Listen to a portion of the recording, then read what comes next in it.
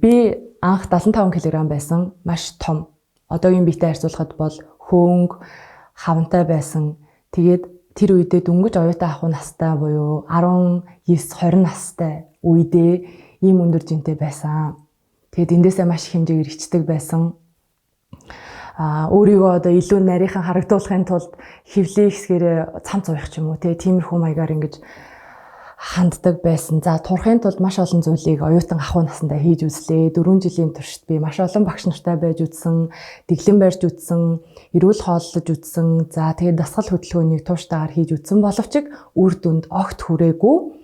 Янз бүрийн хөтөлбөр, чаленжд оролцож дэглэм барих хэрэггүй.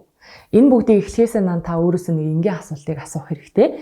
Насан туршдаа энэ хөтөлбөрөөр хичээлж чадах уу? За энэ чаленжд орсноороо би насан туршдаа энэ чаленжийг хийсээр байж чадах уу гэдэг асуултыг тавиад хариулт нь хэрэг үгүй гэж байвал магадгүй та ийшээ орох шаардлагагүй гэсэн үг. Чадахгүй гэж хариулж байгаа тохиолдолд энэ өөрөө танд богино хугацааны үр дүн өгнө. Тэгээд хэсэг хугацаанд чин хасчаад буцаад нэмэх юм аюултай, эрсдэлтэй байдаг. 4 кг хассан, дэглэм дуусаад 7 кг нэмсэн.